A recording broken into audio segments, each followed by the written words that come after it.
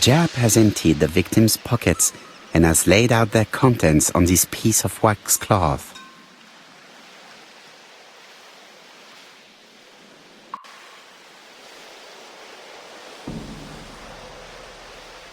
It is pointless.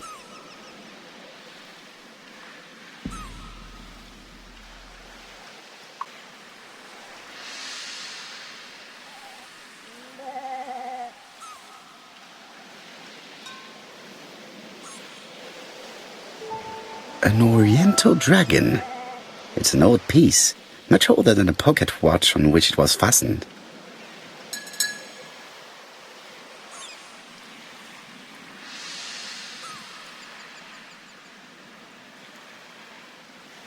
Nothing appears to be missing from this wallet.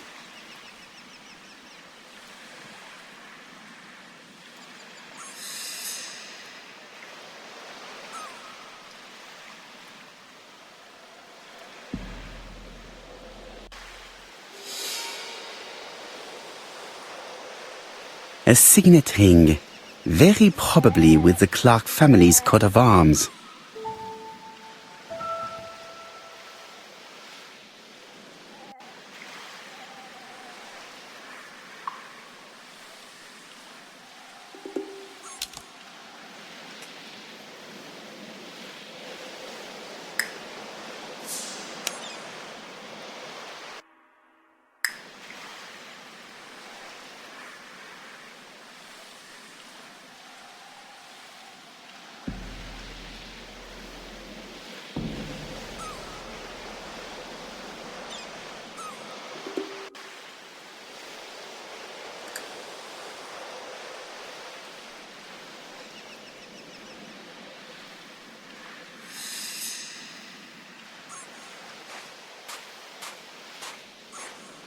The body is just in front of a bush, one of the only bushes in the surrounding area.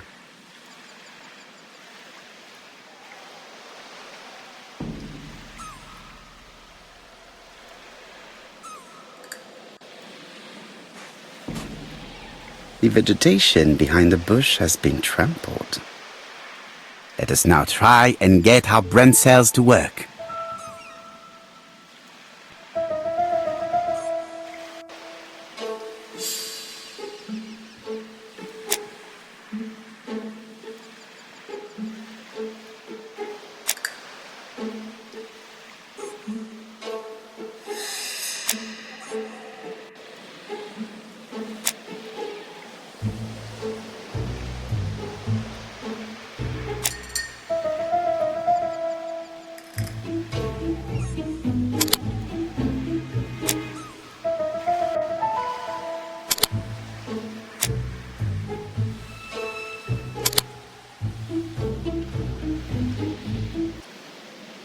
Sir Carmichael had his back to the bush when the killer cut the throat from behind.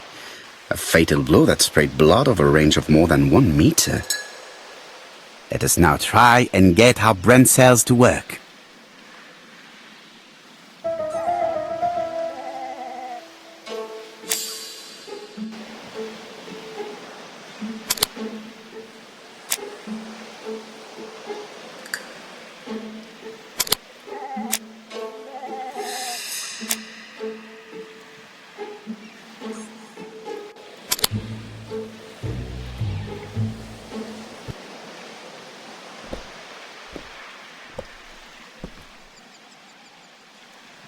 Have you finished, Poirot? Chief Inspector, many questions remain unanswered, but I am certain of one thing.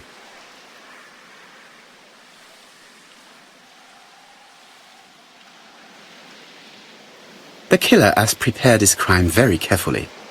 Quite right. He must have known Sir Carmichael's movements well to plan such an attack.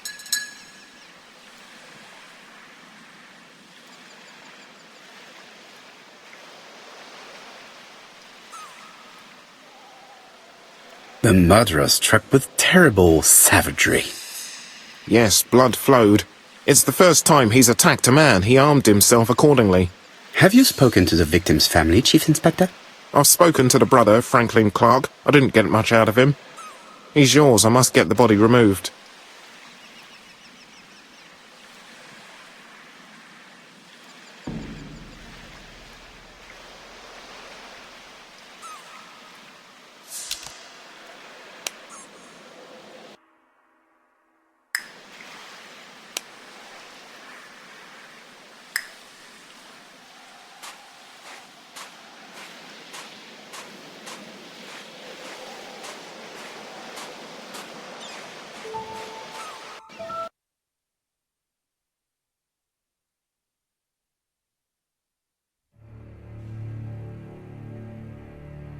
To be honest, this inspector seems rather obtuse. I'm counting on your friend Poirot to catch my brother's murderer. Ah, here he is now. Please, Mr. Poirot. Mr. Poirot, this is my brother's secretary, Miss Thora Gray. Pleased to meet you, Mr. Poirot. Would you like some tea? No, thank you, mademoiselle. I find it hard to digest.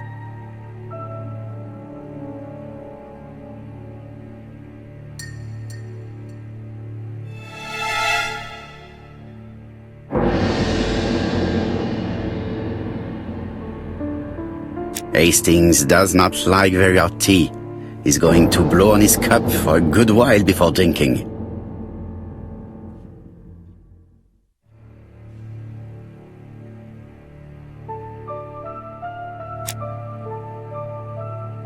There is something elegant about her.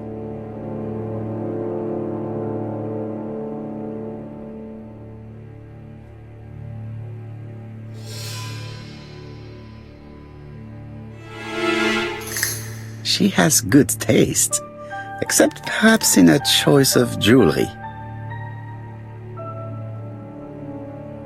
Please excuse me, I have to take care of Lady Clark.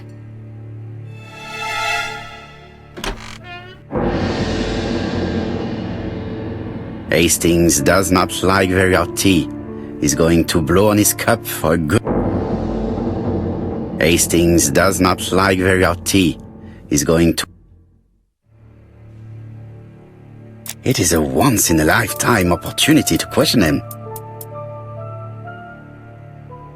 My brother's wife is gravely ill. You will probably want to question her, but I fear that it won't be possible today.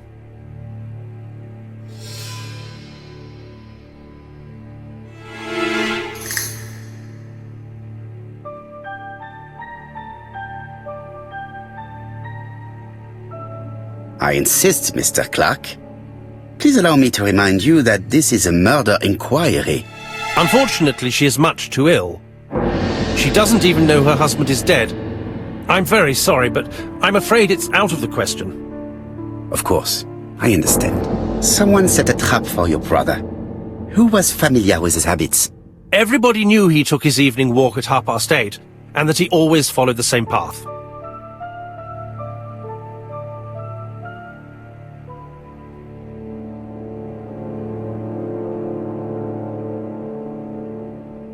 Was it a dark night?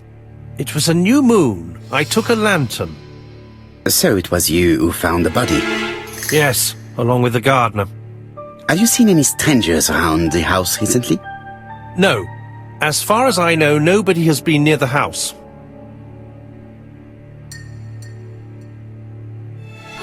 Miss Clark. Oh, Lady Clark must have fallen from her chair. I have to help Miss Gray get her up.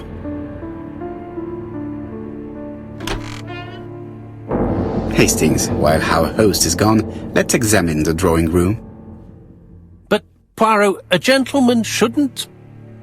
I take full responsibility. All you have to do is to leave the drawing room door ajar and let me know if anyone is coming.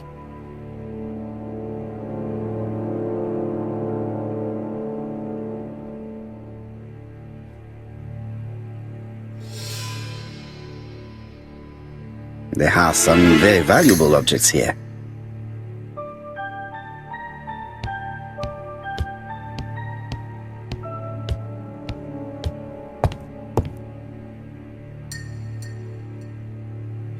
A tiger.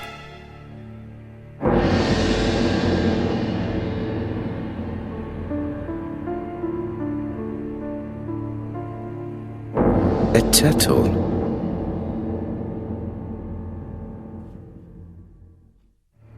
Dragon, dragon, dragon. Sir Carmichael showed himself to be very consistent in his collection's theme. A dragon.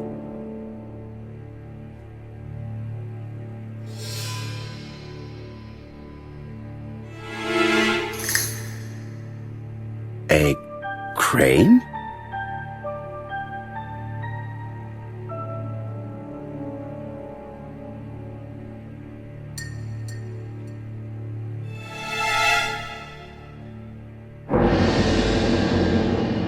Comside's private collection, purchases since 1920. The catalogue for Sir Carmichael Clark's collection.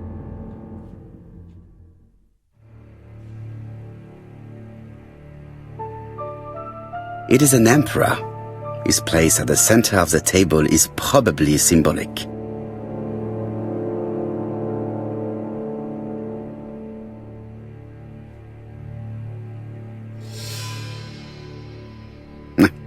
I'm not going to leave now.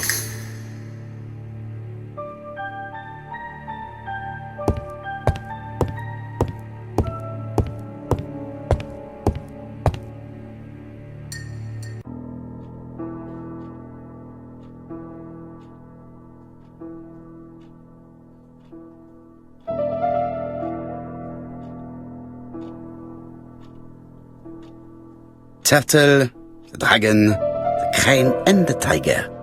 I think I've already seen this motif somewhere.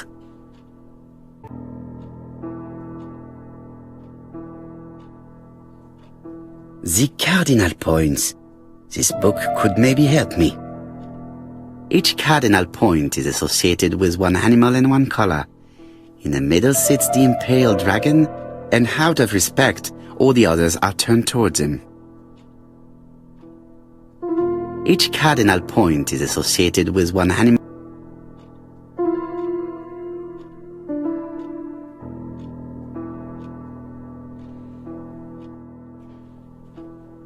Turtle, the dragon, the crane and the tiger.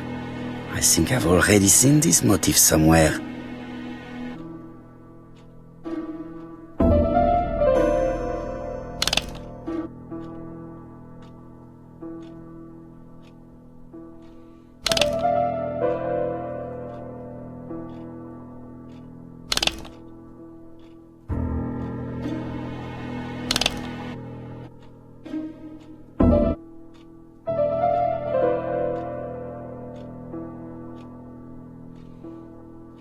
Position of each motif resembles that of those on the table.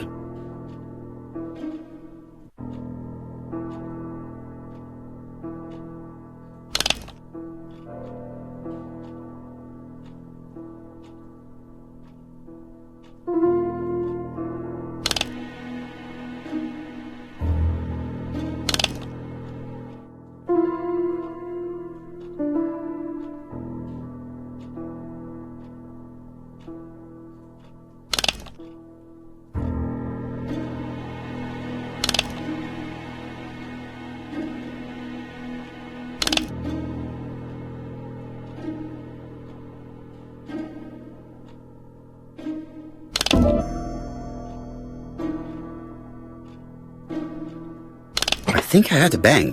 Could it be this cupboard? This is interesting.